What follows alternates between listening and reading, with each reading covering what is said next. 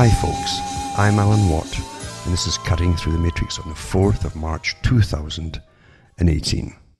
I see there's still parts of Europe, and of course Canada as well, and the States, getting hammered occasionally with these winter storms because of global warming. And that's what I'm really looking at this week too, is the madness of it all.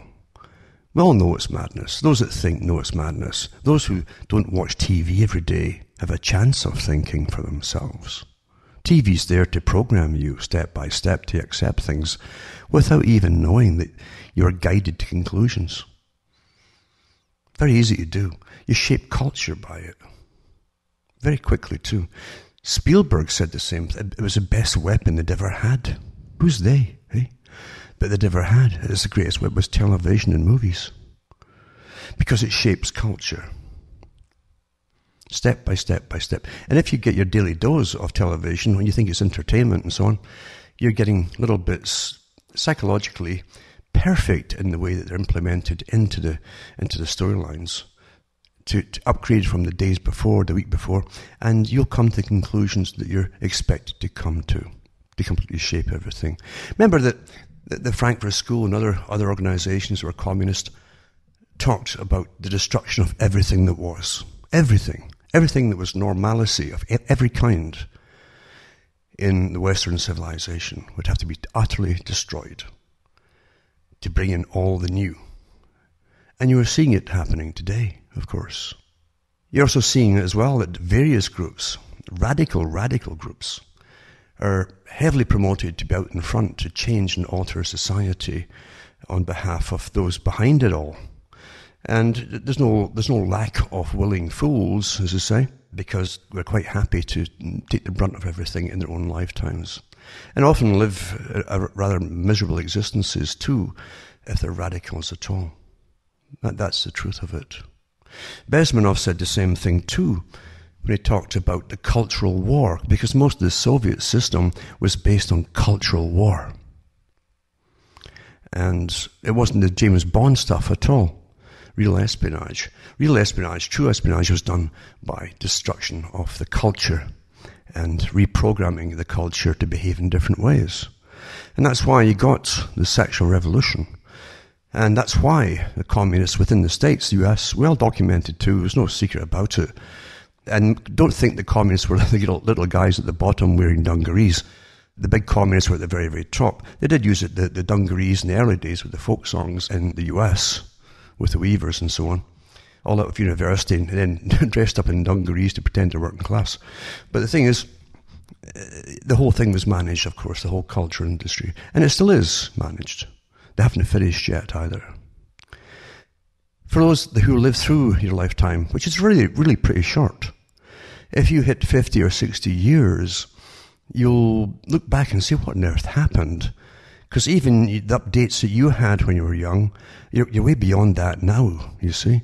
And there's people growing up now who are maybe 20 and 30. They've got another 30 years to go before they start looking back and say, what on earth happened? Because it isn't change for the sake of change. It's planned change. And they have no idea it's actually planned. Each generation thinks that when they're in their late teens and early 20s, that they're the ones pushing all the changes. They really think that. It never dawns on them that everything that's given to them in the cultural areas, even movies and thoughts and ideas, or songs and music, everything's directed in art to make them think it's their own. You know, talking about my generation, as I said a long time ago. And that was the biggest con of all, wasn't it? The people in the street, the working people, they weren't the people who were actually dreaming it all up. But they'd hum the songs along and copy them and so on. And that's how it's done. It's a whole system. And again, Gramsci, the old communist in the 1800s, he talked about it, rather than hit them head on with armies and so on, simply take over step by step their culture until it's all normal. Everything you've planned is normal. Everything they opposed would be reversed and it'd be normal. It's a fantastic thing to study. It truly is. Most folk never figure it out. They do go through their lives thinking they've made all the right choices and they're good people because you're told by many little nudges and ideas and if you listen to CBC Canada or BBC Britain, or you get the same thing in Australia, they'll have their national government-funded programming.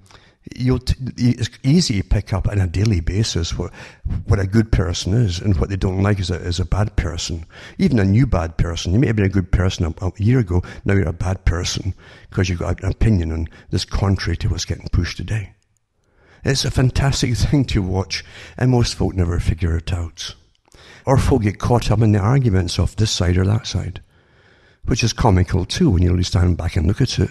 Because often, the both sides, eventually, over a period of a few years, are arguing completely different viewpoints than they had a few years ago themselves. That's how fast it's all been changed today. It's quite comical. Now, before we get into all that kind of stuff, I'd like to remind you too that you can buy the books and discs at cuttingthroughthematrix.com, which I put out. And you really will find yourself, if you're new at all to what I'm talking about, getting a crash course in a reality, a different kind of reality, because I help you to connect parts in your own mind, your own brain, you might say, where information is stored all in different places, and they call it a Gestalt type theory, where things come together from outside or even within your brain from different parts, but they come together and you suddenly understand something, the kind of wow moment, that kind of moment, you see. And it really does happen. It really does. You're surprised how much knowledge you have. Bits and pieces, bits and bytes, as the programmers say, all scattered inside your mind. And it does come together when you learn to use your mind. Maybe sometimes for the first time, you think you're using it, but you're not really. Until it's your own thoughts. Not your programming, your own thoughts. When someone's trying to get you into any particular area of thinking or way of thinking, stop it. Just stop it. And stand outside yourself and look at yourself. Or look at two other people arguing the points that they're being given to argue. It's quite a lesson in the way they've been programmed. To be objective, to watch it happening. Knowing that they're lost. They're lost and the argument has been downloaded into them. And they won't budge either side. It's really quite something to watch. So anyway, buy the books and discs at cuttingthroughthematrix.com. You can also donate, because I don't generally push for money at all. Not that I don't need it, I certainly do, but the thing is I don't push for it. And I don't sell anything else. I'm not selling you all kind of cure-alls for this and cures for that, and the differences of my herbs versus your herbs, or whatever it happens to be. And the difference is most folks' stuff is their marketing. They put more money they put into marketing, the more letters that they have behind the thing they're selling. And so if it's XYZ-56, super whatever, then the difference is generally about $80 or $90. That's how it ends up being from the plain stuff, which is the same stuff. And that is a system we live in too, is the incredible amount of marketing that's thrown at us to con us, basically, isn't it? That's what it is. So again, buy the books and discs at cuttingthroughthematrix.com, and you can send a few bucks this way because it helps me tick along. I've got expenses too, naturally. Another thing too is, I keep forgetting to say this, but sometimes, once in a blue moon, someone will send me something from the States as a gift. And here's the problem with gifts from the States. And normal folk, decent normal folk, would never think of it. The people who are very cunning and scam artists will catch on right away before they even really find out from the authorities. But if you sent something sent from the US to Canada, always send it by US post. And don't even make it register or expensive or express post. Just normal post. It's far cheaper. It'll get here actually faster than the stuff that you put through an express. Because anything you spend extra money on, the customs guys are going to open it, thinking it must be more valuable than you're telling them, and so on, or whatever it happens to be. Remember too that everything in this system is a business, including customs. And customs, like even police forces, must get as many things on the sheets as possible for their income, to justify their income. And that's how this whole world is. Don't forget all your propaganda movies and series on television with hospitals being saints walking on air to help you, and they can't sleep at night because they worry about their patients. Forget all that nonsense. The only thing they worry about is their bucks, big dollars. Unfortunately, that's the truth. And with the cops and so on, forget that running out, again, same thing. They can't sleep night or day trying to find this one bad person, you see. And they'll spend millions of dollars to find this one bad person just to make social rights correct again, you see. And nothing, again, is further from the truth. It's all propaganda. That's what Jacques Ellul said. That's the way it really is. So when it comes to your own governments, all countries are the same. The more bureaucrats they employ, the more things they must get on the books to justify their existence and their pay raises every year, which are vastly different from yours at the bottom, you guys who pay all. And they call themselves public servants. Everything's double-speak, isn't it? The plunderers just put on sheepskins and say, we're your servants. And they live awfully, awfully well. In fact, they can't even imagine how you live. I had a federal bureaucrat, a top one in Canada, tell me that the words were actually, I don't know how you people live. Honestly. So there you go. But anyway, so if you're sending anything as a gift from the States, just use normal US Post. And here's the big thing too. Don't send it, whatever you do, by FedEx or UPS. Because they both use these subcontractors on behalf of the government or something for checking stuff for duty. And so again, they have to justify their paychecks by creating more fines, you might say, of whatever you're getting sent. And it doesn't matter if it's an old, worn out whatever, they'll put down as a new price, you see.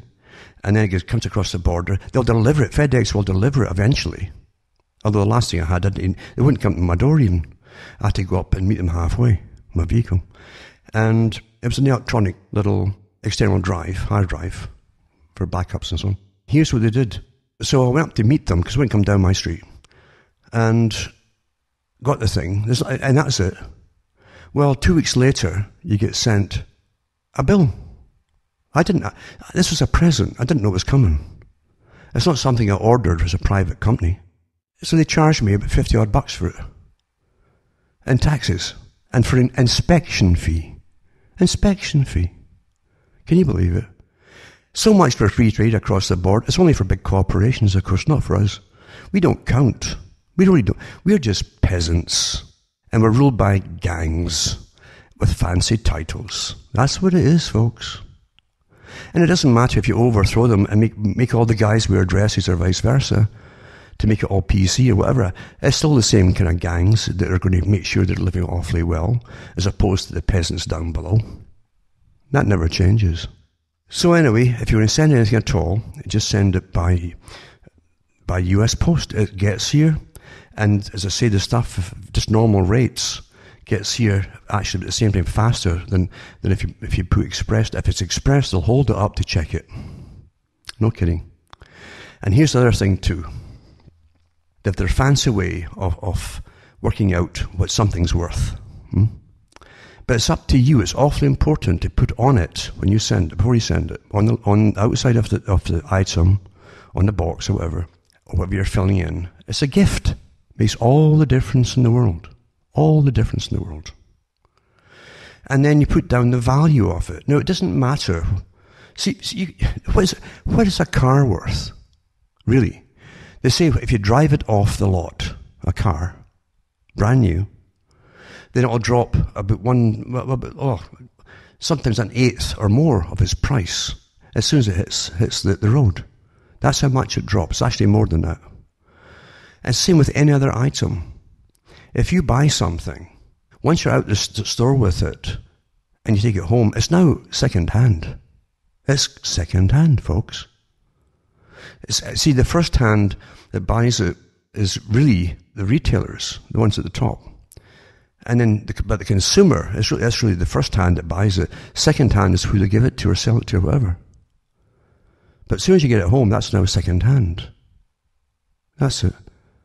Same as a new car. You couldn't take back to the dealers in a week or so, or a day, and say, I want to get the same money back that I paid for it.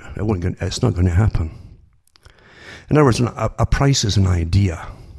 That's all it is. It's an idea. And if you get something and you send it, it's up to you as to figure out what it's worth. And you put down the least amount of money at all. You've given something away, for goodness sake. It's a gift. Therefore, you put down as little as possible. That's quite legal. Quite legal. And that's how it should darn well be, you know. And it's so true, isn't it? Everybody who gets a little uniform and a fancy title, and they're into the untouchables, is anything that's government is untouchable. Then they make sure that they're going to make sure that they get lots and lots of confiscations or tax fees to justify their jobs. Of course they do. In many countries now, even in Europe, the police must get so many, in the West too, they get so many tickets given out to make sure, and because then they say, well, we're invaluable, see? And local governments and even your state or federal government, they get money from all these fines and fees and tickets given out. I can remember when Toronto police at one time were going on a go slow, almost a strike, years ago. And the mayor, they said, well, he was in a panic. He says, we're losing, and it was something incredible, $20,000 or $30,000 a week or something, and fines and tickets. See, government and police, it's all to do with profit. Profit. It's a business. It's an incredible business. The whole law court system, massive business. Massive business. Even the rehabilitation and so on, and social workers and psychologists, massive business on top of it all living like kings on nonsense, actually. That's my opinion of it. Absolute nonsense. And that's the real system that we're living in. And we're supposed to go along with it and pretend it's all legitimate and real and functional. And again, a lot of work goes in to keeping you believing that the system's wonderful. Bertrand Russell said, a guy who actually helped to plan a lot of the things you're going through right now. Right now. He's dead, long dead, but he helped plan a good part of the 20th century into the present time with the cultural changes that would be pushed. And he talked about the elite, the super elite. He said eventually, he says that they'll form almost separate species, the way that they live and what they know as opposed to what makes sure the peasants are taught to believe. It's all here. But you see, most folk live on the pleasure principle, so they never figure anything out for themselves. They're too busy following the pleasures that are laid out for them, especially today. It's like the fall of Rome, isn't it? Looking around you. And getting back to what I'm saying, so if you send a gift, which is fine, just put on it gift, whatever it happens to be, and put the value. If it's under a certain thing, like $20, it'll come through no problem at all. That's it. That's all you have to do. That's all you have to do. I've seen people put things in the trash for nothing. For goodness sake. We live in an incredible system. Incredible system. So, just use normal post is far, far superior. Don't expedite it. It doesn't get here any faster. And I have to admit, too, with the post, things just don't get lost. It's awfully efficient. And it's a shame, too. It's about the last things that really do work, isn't it? The US Post and Canada Post. They're pretty good. And yet there's big powers above them trying to privatize it, all that, too, to make it more lucrative for the big boys themselves. And gals, let's be equal here about these things. Greed has no problems with gender. As I say, always remember this. If you're going to send anything at all, and people do send me things, a disc or whatever it happens to be, just put on the lowest possible and put down as gift. Awfully important. That's the big catching point when they demand money from me. They say, well, it doesn't say gift anywhere here. In other words, they're trying to accuse you of ordering the darn thing. There's nothing low enough for them. There's nothing low enough for them, is it? It really isn't. Really isn't. But there you go. But they say so much for free trade. Yeah. Corporations can move the whole trains across back and forth and tractor trailers full of stuff all day, every day, blah, blah. But free trade for them, yeah. Corporations. Quite something. But Canada does need more taxes, mind you. because we've got so many programs across the planet for other people. The public themselves are never asked, do you mind if we take more and more money off you to give we don't even get it. They don't even put it down and see where it all went. If you lived in any kind of free society, an open society, yes, you would get it. Well, when they don't do it, it's because they daren't show you where it's all gone. They daren't show you. No way. So much for your free society and your democracy. Years and years ago, I mentioned too, when 9/11 happened, actually, the night of 9/11, and I said, from now on, the hardest thing will be to hang on to your sanity. Because I knew the whole agenda that was ready to get launched. It wasn't just a war across a good part of the Middle East and also in Asia, which it definitely was, because they'd published the countries they wanted to take out. 2 countries actually published it, one over there and one in the States. Same list of countries to be taken out, and of course, as I've said before, that was in the PNAC group's own website at the time. Project for a New American Century, it was called. And these were the guys who eventually got in with George Bush Jr., and they're called neocons, to push for all the wars. Tony Blair was the one in Britain as well. And I've put up links last week to show you who his financial backers were as well, who got him into office. And that's why he was a one-man band for the war too, that everybody else in Britain was scratching their heads at. Yeah, evil people really exist, and they are psychopaths. And believe you me, there's no difference than all the tyrants in history, honestly, as far as I'm concerned. And in fact, I would say they were less tyrannical, because they were more open as to who they were in history, than Tony Blair. He was a lying, deceitful character who had the death of thousands of people on his hands, and he doesn't care about it.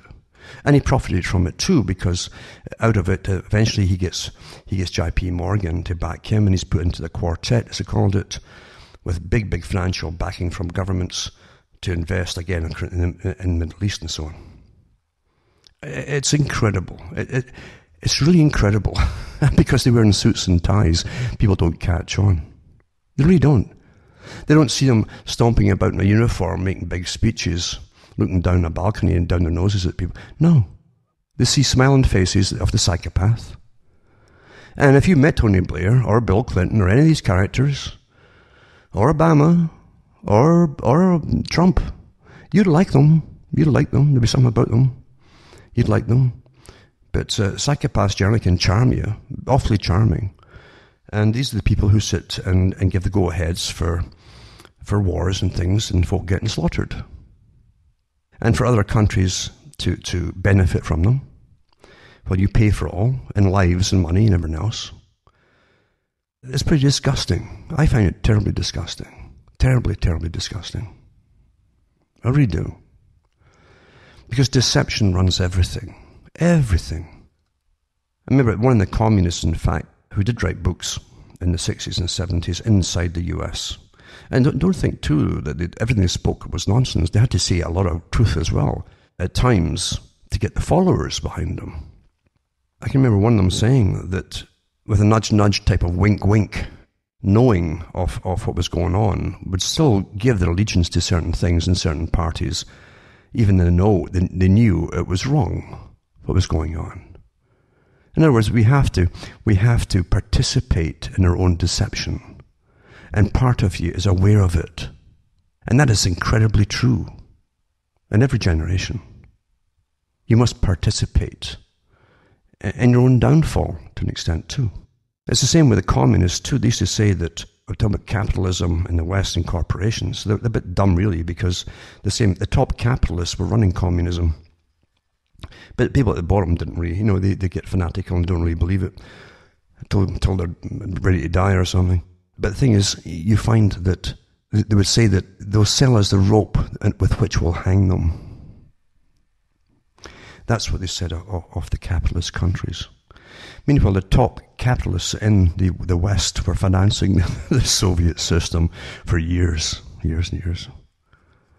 Armand Hammer used to have an apartment. He had an apartment set up next to, I think it was Stalin, for years. And back and forth between the Soviet Union and America. And other ones too had the same kind of thing going on too. But the top capitalists, don't forget the top banks financed Bolshevism, the top banks inside, mainly the US. but getting back to participation in our own destruction. I'm sure at the end of every civilization, whereas Greece or Rome or others, in fact, it was the same thing when Plato talked about, I think it was Solon, which was his great uncle or something, who was supposed to have gone to Egypt. And the aristocracy of Greece did go to Egypt for their education for a long, long time, centuries. And they had about 3 different stops. I've mentioned before my early talks, and other folks have grabbed and put in books since. But they'd also have a place in India they went to, and one in the Levant area. In each place they went to be taught for 2 or 3 years at each place, they basically had a kind of initiation into a higher category. Like today we call them degrees. And these were also very secretive societies they got into. Education in all ages was really closely guarded by the ruling aristocracies. And that's why you had the peasants, the unwashed masses, and you had the educated ones too. And today we have an in-between in our systems. We have 3 tiers of things. We have everything you're taught at university, which is really a lower level thing. There's a higher level from that, a middle level in all areas and sciences, including medicine. Then there's even a higher level above that. And everything that they know and do at that level, you'll never see down below. But they always had these kind of degreed systems. And Solon, the uncle, said that when he was talking to the priests in Egypt, they said to him in their rather haughty way, they said, "You Greeks don't even know how old your people are." Whereas the Egyptians had been around for so long, they had histories of many, many peoples, you see. And they said that many civilizations had risen and fallen, many of them. And they even described the ways that they fell, which are true to today as well. They described the decadence as they got towards the end of their power, and how everything became, it's amazing how the sexual activity, and freedom to do whatever you want sexually, always goes hand in hand with the end of your civilization as you start collapsing inwards and downwards. It's an amazing thing, isn't it? Because, again, restraint was what gave you time and abilities and the intellect that comes from it too, away from sex, to do other things that are awfully important, like stay alive, be sustainable, and even rise up into wherever it happens to be your pinnacle. But once you get that end stage, it's almost the same thing. Debauchery of all kinds seem to creep into it. Then society starts to collapse, and not enough children are born by the brighter ones, as they say. That's what they always said. In fact, in Rome, they tried to make it a law that they had to have children at the end because they weren't having children. The women were going with the women, the guys with the guys, and all the rest of it. The children were getting born. And so the civilization collapses at the same time that they have masses of debt they can't pay off. Rome had it too. Same debt to people who lent them money, moneylenders to the state, and to the individual as well. And they've been living off the taxations. It's always the same story. Taxations to pay off the debt. And the taxes were that's why they kept increasing their empire, to get taxes off people. Does that sound familiar? To today, perhaps, so? And don't forget, it's not like I'm the only person that knows. Of course I'm not. And I'll tell you, the people who really know it all are the folk who are doing the same things today in the culture industry at the very, very, very top. And also in the banking industries as well. They know where it's all going. And they know they'll have to have more wars and plunder and so on for a while as they tax goods and resources and so on off of people and income. But eventually, and they've had meetings about this at the very, very top. And when I say it's way above Parliament and governments that we know of, way above that. And about what they're going to do. They don't sit and wait for it happening. Power doesn't let things just happen, especially today. Today, they literally look ahead at least 100 years at a time. At least sometimes 500. Where they want to be 100 years at a time, 200, 300, and 400, 500, and how they're going to change society along the way, right down to depopulation. And that's no joke. I've read you the articles from the Department of Defence's own think tanks for Britain and NATO. And they give you the years where it'll start to fall, 2050, drastic decrease in population, blah, blah, blah, blah. Don't tell you why, but keep telling you it's going to happen. And things like that. Huh? And you think that's got, what, crystal ball or something? No, these guys are dealing with statistics and agendas and so on. On behalf of you? No. No, no, no. Not on behalf of you. On behalf of those who own your countries and own you. And you are owned. You, of course you're owned. If you were not owned, you wouldn't be taxed.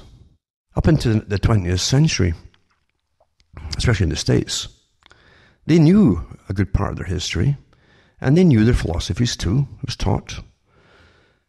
And taxation of people's work, for instance, in other words, that the earnings from their work was put down as definitely a form of slavery.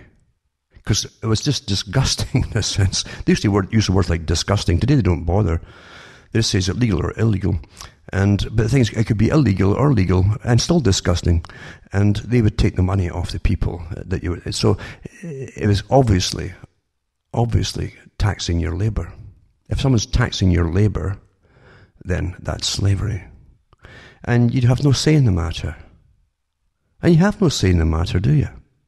Of course, there's other ones that will come out and say, well, yeah, there's ways to get around that, and blah, blah, blah. And it's true, commercial taxes and all the rest of it, and you also get maritime laws and blah, blah, blah, blah, blah. All true. But big boys in the government, they don't sit back and let things happen. They make examples of people every so often. Big time, too. And it's true enough, you can get away. You could, if you... you can run all over the world, try to get away from it if they're after you for not paying taxes, and they'll get you. They'll get you. Because if you get away with it, the word gets out, or so-and-so got away with that, and they might just try to emulate it. So therefore they can't allow that. And if it costs them millions of bucks to get $500 back, they'll do it. Because it's the point that matters. It's the point.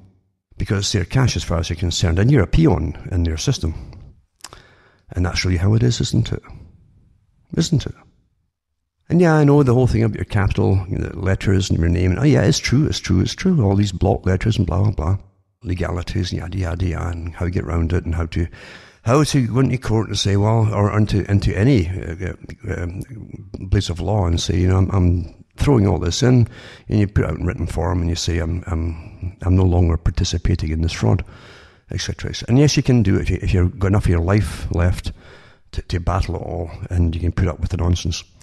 But the fact is, we're slaves. Of course we're slaves. This idea of tax, the US, their main thing was, apart from the fact, a big gang in the States, because it's always the same. A big gang wanted to take over and be the new elite in this country, in the US. Simple. It's very simple.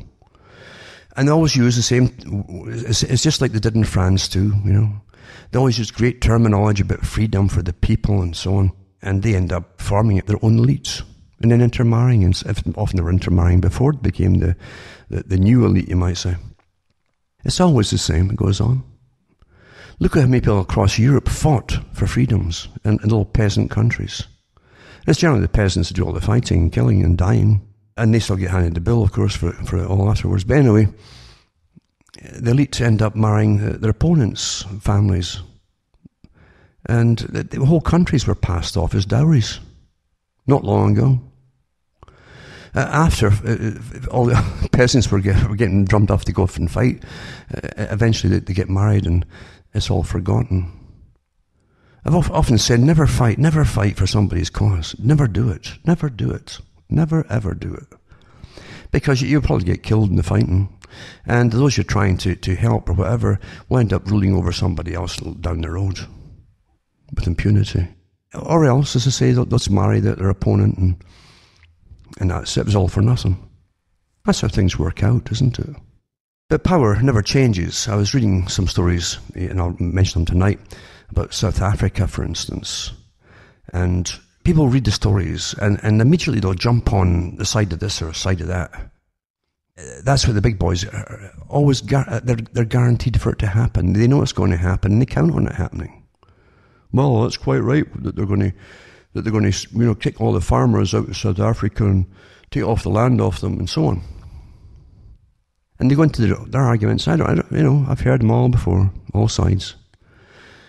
But at the same time too, South Africa's got his hands out to the IMF and the World Bank and everybody else from the West for money and aid and so on. And believe you me, if you're going to get rid of the last folk who are feeding the country, you're going to be in trouble. And the ones who are getting everybody riled up is always a gang. It's always a gang of the next wannabe elite. It's the same in every country. So don't fall for us. Whenever you hear us and we, walk away. It'd be far better if the person says, I want power. The I, not we, us. I. Be more honest that way. But don't fall for the I. South Africa and Rhodesia was the same, and other countries in Africa went through the same kind of thing years ago and ended up suffering massively. And they've had borrowed incredibly from the big World Bank and other banks and so on. The corruption in Africa is rampant, because there are so many wannabes, and they want to be leaders, and they want to be powerful leaders. I'm telling you, in Africa, there's no problem in Africa with sterility that they've got in the West. The guys over there, they're big boys that want to be powerful leaders, and they'll kill each other, and that's the history of Africa. They'll kill each other to get there. They will, without problems. There's not as finesse. It's the same finesse of quiet strangulation that we have in the West. That's what they do with their opponents here.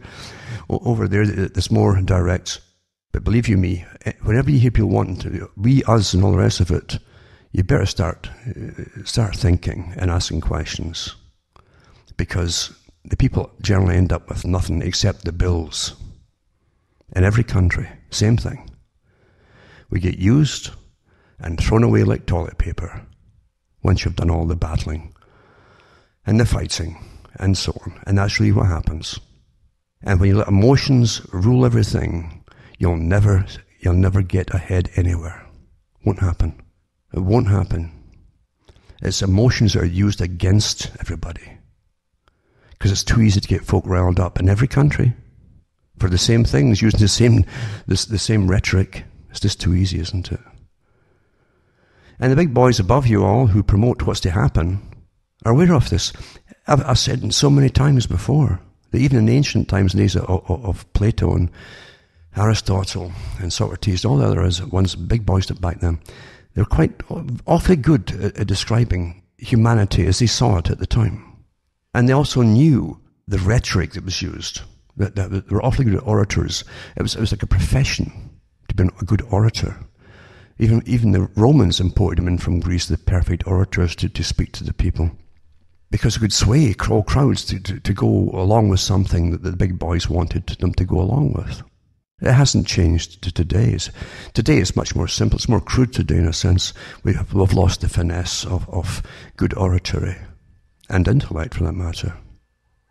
But it's always used against us. Always. And they get people whipped up and ready to kill each other rather than sit back and say, who's using us all? Who will benefit? Remember what they said in ancient times too, that nothing that changes society, nothing, remember this, will succeed for any length of time without being crushed, unless it's authorized and even created from the top, downwards. So the greatest lie they always give, it's grassroots. It's from the no, it might appear to be from the no. Somebody's funded this, thought about it, but as they have really funded and organized it from much higher on high. It's all author. Anything that was going to upset the apple cart from the big planners at the top would be crushed like an ant under your boot before it got off the ground. Really, that's how it really is. Anyway, I've prattled on too long here. But I'm just trying to say to you, start policing your own brain. Not with your PC stuff, but when you feel your emotions rising about something, say, who's tweaking my emotions here? Who's doing it? Or why do you suddenly jump on the side of this as opposed to the side of that? Who made you do that? Why are you doing it? And do you need to even do it at all? Stand back. And if you stand back and don't get sucked in to the whirlpool, you'll be able to understand things far. And you'll be shocked, actually, if you could manage to stand back. You'll be shocked to people you know and watch how they react and how they behave in these situations and how they're all getting used by experts. Isn't it amazing? The more debauchery and the more the destruction of society as it was to bring in the new, all the old has to be destroyed, including even having families and having children. Huh? What does that tell you if you're not going to have children? By the way, in Canada, we're so ahead. We're avant-garde in Canada. We're the cutting edge here, and we're proud of it in Canada. Yeah, I mean, we weren't the first to do it. We brought in euthanasia for folk who are terminally. It's far cheaper to give you a pill and kill you off than treat you in the hospitals for a length of time. It's all financial costs, isn't it? They could do a lot more with that money than spend it on you. The money they take from you, you free people. And now they're going to bring in, they're discussing it now, but giving children, terminal children is a claim, euthanasia as well. There you go. Back to Julian Huxley. Julian Huxley, co-founder of Planned Parenthood, along with Margaret Sanger, who said that children were weeds. Men should have enough weeds of their own, but that doesn't matter. They're such hypocrites, aren't they?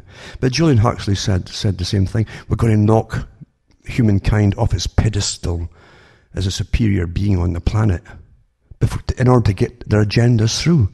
To value life, and they can do with you as they wish to. Don't forget the socialists, their biggest problem, they claim, was there was too many peasants. That's what H.G. Wells said. Too many peasants. And the peasants have been trained to believe they're there to help them. I think that's what socialism is. There are too many peasants. The first thing I'm going to do is take down the population. Bring it down.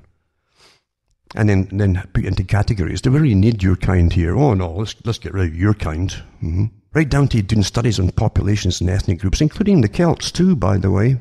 And I tell you, they've been after the Celts for an awful long time. Take them down, yeah. Why? Well, they've got an allergy to tyranny, that's why. They tend to notice it more. But anyway, Canada's ahead with its, the cutting edge. They call it freedom, isn't it? Isn't it so Orwellian? The terminology is incredible right now. It's the opposite of what it actually is. Yeah, freedom. Remember what Orwell says? Freedom is slavery. Slavery is freedom. Isn't that wonderful? Orwell also had, in 1984, he had the Women's League, of course. They were to have no sexual contact with the men and all that. And tie it in with all this stuff with the Me Too movement, until men now are the enemy. And then in university, it all comes out at the same time, white privilege, especially white male privilege. You can see how everybody's been put into a camp separately, at least psychologically in their own heads, and categorized. Huh? And that's what they had in 1984. They think it's all coincidence. Do you think that? Do you really think that? Oh, I hope you don't. Well orchestrated. Universities, of course, are the training grounds for creating all the radicals that help to push all this stuff for the eventual destruction of your countries and your peoples, including the ones that they use to fight each other too. Here's an article here about where things are going. It's about Canada again. The Trudeau Liberals are getting serious about their plans to regulate companies like Facebook and appear to be in the early stages of an action plan. So it says here that Trudeau reportedly brought up the issue recently in a person to Facebook chief Sheryl Sandberg. Says the actual work would fall to Minister of Democratic Institutions Karina Gold. Anyway, it's about who's talking to who to do with this particular problem of policing speech. You see? And of course, the group who will be policing speech will be the ones that are stirring up the avant-garde to get it all through, which would upset everything that was to bring in the new. Of course it is. It's managed that way. It says, Minister Gould has repeatedly stated that while social media companies are taking initial steps to ensure that their platforms are not being used as tools for foreign disinformation campaigns, whatever that means, to undermine Canada's democratic institutions, if you had democratic institutions, you wouldn't be trying to police speech of any kind or shut folk up. But the far left, and even the Soviets did the same thing, brought a whole bunch of things you couldn't say as soon as they got in. But it says here, there still remains a great deal of work to be done, wrote Nikki Keyer, spokesperson for gold in an email to The Sun. This is a challenge that's being faced by democracies around the world. We are studying other countries' approaches. This is what they always do. I've often said that if one country was beheading all their people, then we should copy the same thing. I mean, why study other countries to see how they deal with things? There's countries out there that are vastly different in so many different ways from your own. Why would you go and study other countries' approaches to see how they censor speech? You see what I'm saying? And of course, that's all they ever do now. You're getting paid great sums of money, these servants of the public, to make sure the country runs okay. And all they do is sit and look and see what everybody else is doing across the world and copying them. Huh? What? A robot can do that for a lot cheaper too. So they want to see what will be appropriate context for Canada, and what it will be like censoring Canadian speech and what would be unacceptable. So we're heading down that road. Now, I knew it would come. I said it years ago, back in the 90s, in fact, I says that even the internet was going to be a short-lived thing for any kind of speech at all. And the big powers that be would certainly use it to get everybody on it. They had to get everybody on it to monitor everybody. And once they did it, it made it almost imperative that you use it, even for banking or whatever it happens to be. That's how they're making it, you see. Then they start taking away all your ability to use it and be free in it too. And that's exactly what's happening. I can't believe people always fall for it and really think they really are free. It's astonishing, isn't it? You know, we can look at people thousands of years ago with the same shaped skulls and brain sizes that they'd have inside those skulls that we have today. And you find what they built too, thousands of years ago. Great work, and the philosophies and the writings left behind. And we somehow think we've evolved in some way at all. Huh? No, we haven't. Greed runs. The powerful run the world. The powerful are ruthless in many different ways too. Crooks get up there and they dominate by plundering and stealing and becoming legal. They just make things legal once they're in power, you see. That's how royal families started off. One big gang that took over other gangs by slaughtering, got up there and then they crowned themselves and say, you know, we are now the monarchs and kings and of free peoples. What a joke that is. That's how it really is. Come on, let's be honest here. It doesn't matter if it's communist, it's the same thing. It says, while hand-wringing over the term fake news became all the rage following the 2016 US presidential election of Donald Trump, there are no major examples of any jurisdiction actually regulating against foreign disinformation campaigns for the liberals to learn from. It goes on and on, but it's just giving you an idea that, yeah, your speech now is being regulated. And when it started to with this, I'm offended. Only certain folk can be offended. The other folk that they're claiming has offended them, they're not allowed to be offended. So it's nothing to do with freedom or equality or anything else, as you know. It's shutting you up so as that another group can simply take over. That's all it is. And in a free society, you have to accept the way people will throw all kinds of nasty things at you, not just words. But when it's just words, you can put up with that. That's how it has to be. If you can't, if one side has to shut up, out of many sides, then you're on the way down. And ruthlessness doesn't stop just there. It becomes physical, as the Soviet Union taught us.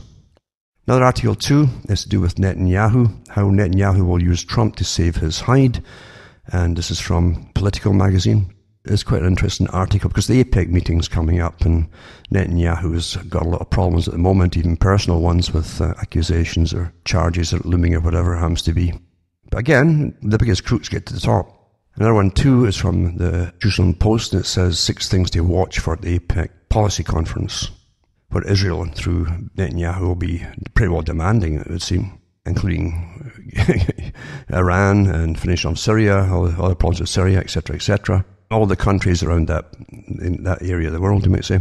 Also, APEC wants to address President Donald Trump's concerns with the 2015 deal between the international community and Iran. Well, the international community had nothing to say about Iran because they weren't part of the deal. And I love how they use these terms, Like, suddenly there's a thing called the international community. What's that? What country is that? Did you vote for them? But anyway, deals were made with Iran, and the US made them.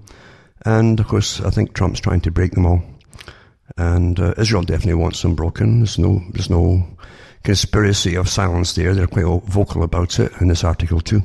To do also with the money that's to come in to the US as well. There's a big big stack of money they get every year from the US, but they want to cut any stipulations and make them go along or change policies for the money. They want to make their own policies and just get the money given to them, basically, without any stipulations on it at all. The $30 billion package is going to be here.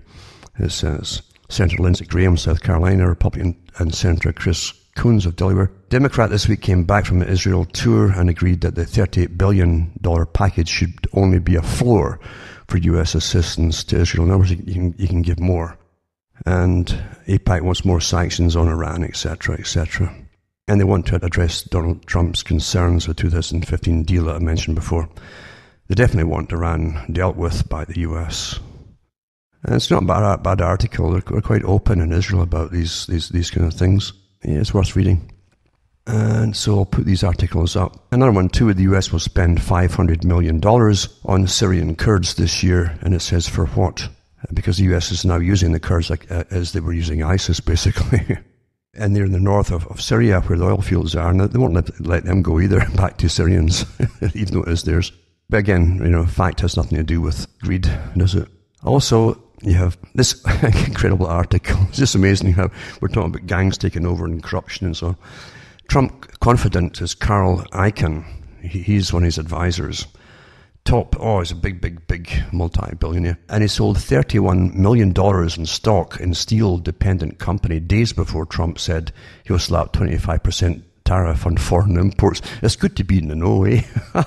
In this democracy or Republican democracy or whatever. It's good to be in the know that. Of course, it's all coincidence. Yeah. And I'll put his wiki up too. It's quite a fascinating read because it says he's a special advisor to the president on regulatory reform. What's the taxing going to be on, Donald? Can you give me a bit advanced, word about that? There you go. Eh? Some folk can get off with it and others can't, eh? Like us peasants at the bottom. Another one too, Jared, says, another bloke to Jared, New York State banking regulator asked lenders for details on their relationship with him and the Kushner real estate empire. And these guys were well-known gangsters. They were. I mean, they actually are, blah, blah, blah. You can't deal with the big real estate companies without being part of it. In New York City, it's just, you can't. That's the way it is. And there's great old articles, even from historians in the 1800s, talking about how bad it was then in New York and the corruption that went on. It's quite amazing to watch that. Or read it, we should say. Then you have the articles, too, of the bizarreness of life. As we go into the final phases of ancient Greece, the fall of Greece and the fall of Rome.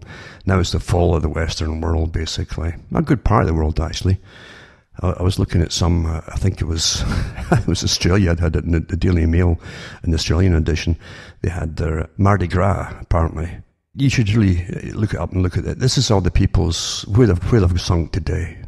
As we live in an age where most of the children who are getting aborted, as opposed to the few that are getting born alive, and people are celebrating, again, sex, just like ancient Greece, ancient Rome. And all kinds of it too, the same things we have us today. It's right in your face today. And it may be even worse than it used to be, in fact. Because the scale that we're doing on things, because there's more of a population across the world today, but the scale we do on today, there's no thought,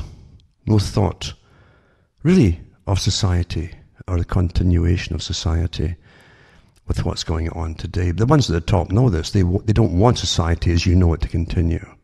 They want a vastly different society, much smaller eventually too. And again, they do it step by step, incrementally, like Gramsci said too. Awfully effective way of doing it. A bit faster than just the basic Fabian style. That's what they also created. The ones at the top, they gave you what people think were the top revolutionaries for British imperialism, were the same guys who also gave you the Fabian Society for the leaders of the working classes. How is that, eh?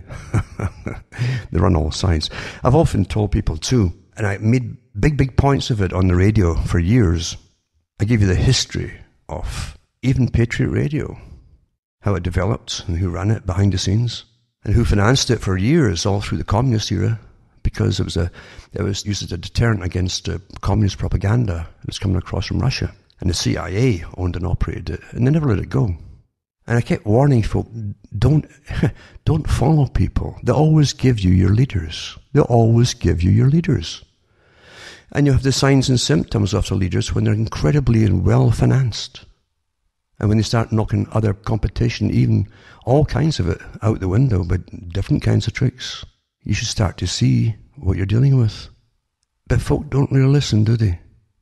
And I understand it too, because in the world of espionage, in the world of intelligence and counterintelligence, there are very old sciences at work. It's well understood how the techniques are incredibly well understood. And they work awfully well, where it's intelligence work or counterintelligence work. They work awfully, awfully well on the public, who are supposed to be the last ones to ever figure it out.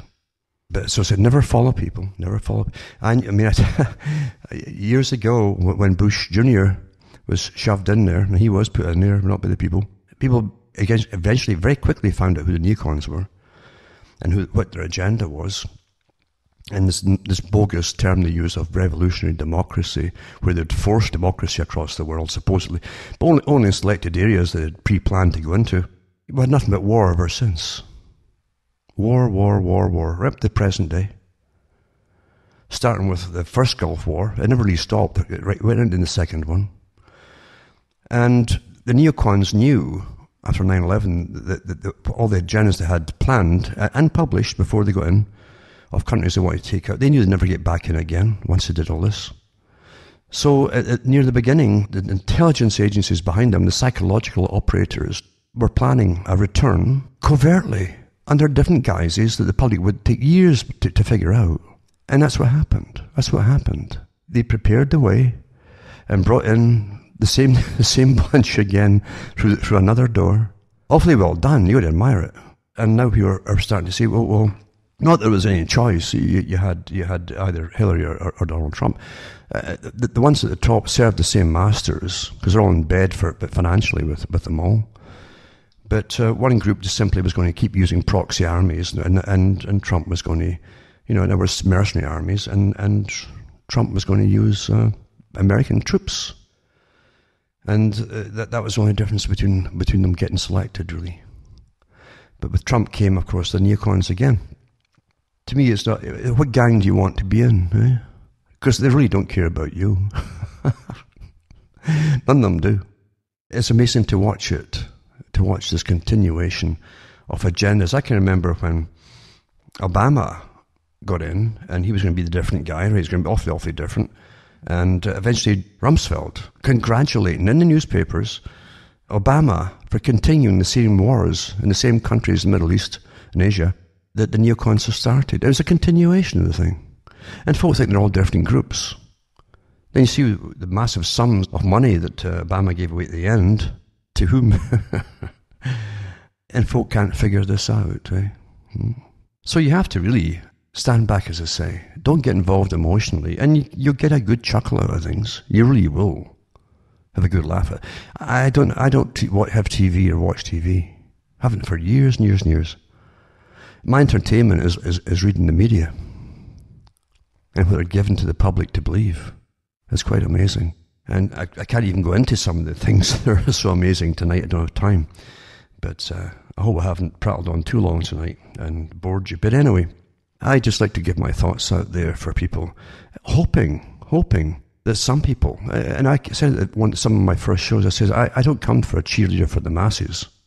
I said, it's the occasional person here and there that simply wants to understand really deeply the truth. And by knowing the truth too, they can shape themselves. You really can. You'll shape yourself, your whole vision of life, your vision of your future for yourself too. Instead of simply reacting and being pushed into crowds for social acceptance. What do you feel about that? Aren't you angry about that? Blah, blah, blah. Join us, blah, blah. Keep away from all. Keep away from all of them. Keep away from all of them. Because they're all being used. And the big ones at the top, you'll notice the really, really wealthy folk. Look into papers these days, the folk die. They're all dying in their 90s and 100s, some 102 or 3. These are the folk at the very top who give you all the things to fight about, and they use you all. But they themselves don't get angry about any of that stuff at all. And they live awfully well, awfully healthily, to a good old age. Really good. You won't when you're getting all angry. You won't. You'll have all kinds of problems. Hell, you might even kill each other. I hope not. But that's been the history of humankind. Those who know how to manipulate and use people, the psychopaths, the good ones, the intelligent psychopaths. There's all kinds of intellects too within the psychopathic communities. There's the low-level ones and there's the high-level ones. And they live awfully well. Awfully well. And they breed amongst themselves. And they breed within their own money groups. So they keep money within themselves. And they also produce more psychopaths. And that's what Bertrand Russell meant when he said, Lord Bertrand Russell, remember, he said eventually the elite will form almost a separate species. And that's what because they know a whole different reality and why the things are happening and what's planned than you do. You only see at the bottom what they want you to see.